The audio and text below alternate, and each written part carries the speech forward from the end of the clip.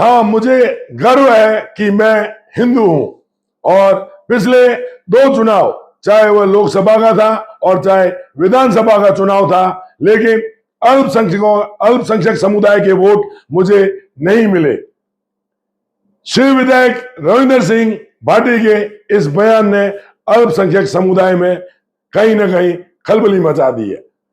नमस्कार साथियों, the warrior से मैं ओम भाटिया। श्री विधायक रविंदर सिंह भाटी अपने बयानों को लेकर के आए दिन सोशल मीडिया पर चर्चाओं में बने रहते हैं और इस बार उनका विधानसभा में दिया गया एक बयान कहीं ना कहीं अल्पसंख्यक समुदाय में नाराजगी का कारण बनता नजर आ रहा है। और यह समझ में नहीं आ रहा है उन लोगों को कि वह धर्मनिरपेक्ष सेकुलर नेता है या फिर वह हिंदूवादी नेता है। उन्होंने विभिन्न विषयों पर बात करते करते उन्होंने जब यह कहा कि हम लोग जाते हैं और जनता के बीच में जहर घोल करके आते हैं और लोगों के बीच में मतभेद पैदा करते हैं और भाई को भाई से लड़वाते हैं, यहां तक इस तरीके के बयान तो ठीक ठाक रहे। लेकिन जब उन्होंने यह कहा कि हाँ, मुझे हिंदू होने पर गर्व है और उसके साथ में जब उन्होंने यह कहा कि मुझे अल्पसंख्यक समुदाय के वोट विधानसभा चुनाव में और लोकसभा चुनाव में नहीं मिले, लेकिन मैं आज उनकी भी पैरवी करता हूं और उनके भी हितों का ध्यान में रखता हूं। बस उनका इतना ही बयान खलबली मचाने के लिए बहुत था और सोशल मीडिया पर हम इन दिनों देख रहे हैं कि अल्पसंख्यक समुदाय के सोशल मीडिया पर सक्रिय रहने वाले लोग उनके इस बयान पर अपनी नाराजगी व्यक्त कर रहे हैं और कह रहे हैं कि आखिर रविंदर सिंह भाटी कहना क्या चाहते हैं। हालांकि वह समझते हैं कि रविंदर सिंह भाटी का यह बयान किस संदर्भ में है और क्यों है, लेकिन उन्हें घेरने का पूरा प्रयास किया जा रहा है।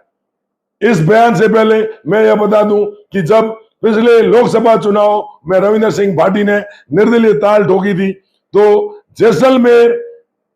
में मुस्लिम वोटरों पर आधिपत्य रखने वाले एक परिवार की इनसे बातचीत भी हुई थी और इन्हें जो है आश्वस्त किया गया था कि हम अपने प्रभाव वाले वोट जो है वह लोकसभा चुनाव में आपको दिलवाएंगे और रविंदर सिंह भाटी आश्वस्त भी थे। लेकिन जो है उमेदाराम बेनीवाल जो कि कांग्रेस के प्रत्याशी थे, उनके और हरीश चौधरी के बीच में, जो कि जैसलमेर और बाड़मेर की राजनीति पर अपना पूरा वर्चस्व रखते हैं और कांग्रेस के बहुत बड़े सशक्त नेता भी हैं, तो हरीश चौधरी और उमेदाराम बेनीवाल के बीच में चुनाव से ठीक पहले समझौता हो गया और जिस परिवार ने शेर के विधायक रविंदर सिंह भाटी को लोकसभा चुनाव में समर्थन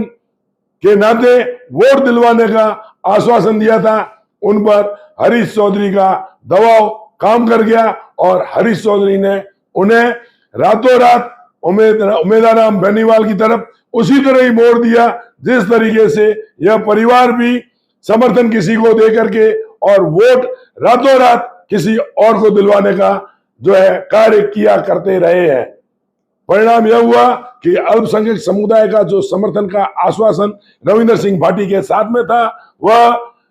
वोट जो है वह रविंदर सिंह भाटी को नहीं मिल पाए जैसलमेर विधानसभा में। जैसलमेर विधानसभा में बहुत बड़ी लीड लेने के बावजूद उन्हें लोकसभा चुनाव में पराजय का सामना करना पड़ा। यदि जैसलमेर में अल्पसंख्यक समुदाय के वोट उनके खाते में मिल जाते तो शायद परिणाम कुछ और भी हो सकता था।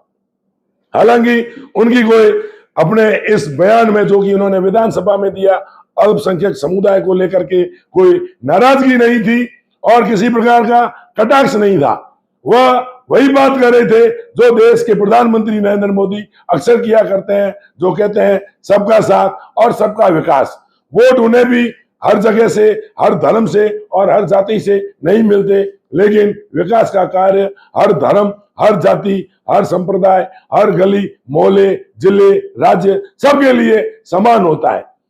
वही उसी संदर्भ में उन्होंने भी यही बात कही कि चाहे वोट मुझे नहीं मिले लेकिन मैं उनकी पैरवी आज भी करता हूं। लेकिन और उन्होंने साथ साथ में यह भी कहा कि हाँ, मुझे हिंदू होने पर गर्व भी है। बस उसके इस बयान पर खलबली मची हुई है और सोशल मीडिया पर लोग जो है वह सक्रिय होकर के और उनके इस बयान पर अपनी नाराजगी व्यक्त कर रहे हैं। रविंदर सिंह भाटी के इस बयान पर आपकी क्या प्रतिक्रिया है, अवश्य हमें अवगत कराएं। नमस्कार, जय हिंद, जय भारत।